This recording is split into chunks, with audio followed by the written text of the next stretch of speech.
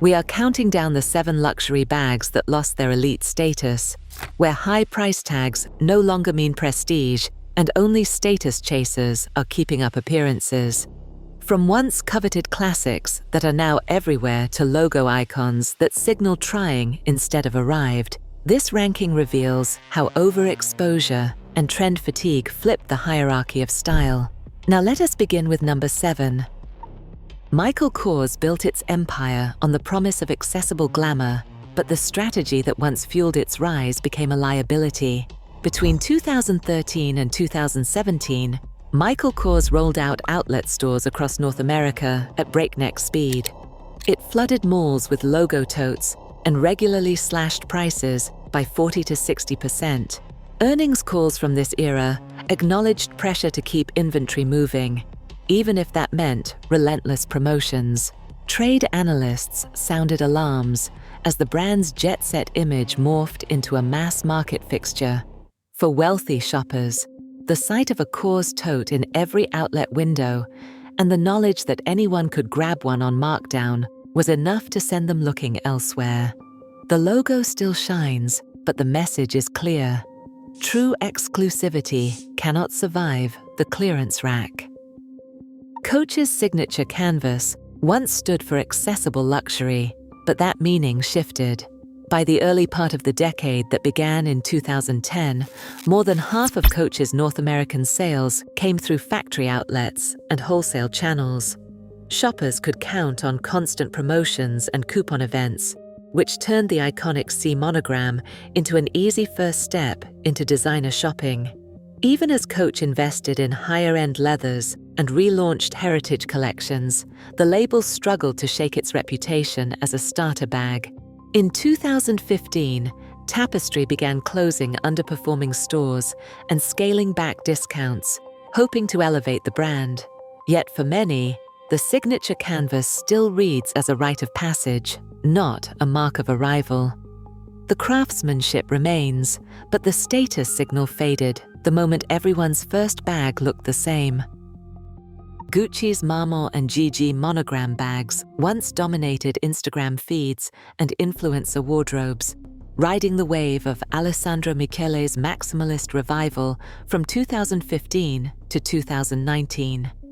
At its peak in 2018, the Marmont line racked up more social media mentions than any other Gucci bag, and it became the must-have accessory of the era. But the same visibility that made it a sensation also sealed its fate. As the double G hardware and quilted chevron leather became instantly recognizable, trend fatigue set in. Resale data after 2020 shows Marmont bags losing value faster than Gucci's quieter classics, with buyers wary of anything that looks locked to a specific fashion moment. For the ultra-rich, a logo-heavy Marmont now reads less like an insider's trophy and more like a timestamp, a reminder that in luxury, hype fades faster than craftsmanship. Louis Vuitton's monogram bags have become a global fixture, instantly recognized from New York to Singapore. The Neverfull, now a top-selling tote, appears in over 200 airports every single day. For many, it is the ultimate travel companion, practical, sturdy, and always in demand. Yet that same visibility has flattened its prestige. Resale platforms show these bags consistently holding around 60 to 80% of their retail price, a testament to steady demand, but also to their status as mainstream luxury. Among the wealthy, the Louis Vuitton monogram is now more likely to be reserved for utilitarian travel than for making a statement. When everyone can spot and increasingly afford the same bag, the signal no longer stands out. Price remains high, but the mystique has quietly faded. Chanel's classic flap now costs nearly as much as a Hermes Kelly, thanks to a steady string of price hikes, most recently a double-digit jump in 2021 that made headlines across fashion media. But while the price soared, so did the bag's visibility. TikTok and Instagram are packed with unboxing videos from first-time buyers, turning the classic flap into the default "I made it" milestone for a new generation of luxury shoppers. Long-time clients and very important buyers, meanwhile, have voiced frustration on forums and in interviews, questioning why a bag that is everywhere should cost more than ever. Chanel's own sales advisors now steer high-spending clients toward limited editions or discreet métier d'art pieces, quietly acknowledging that exclusivity has drifted elsewhere. The paradox is clear. A 5-figure price tag no longer guarantees prestige. For the ultra-wealthy, the classic flap's mass appeal has become a reason to look for something only insiders will recognize.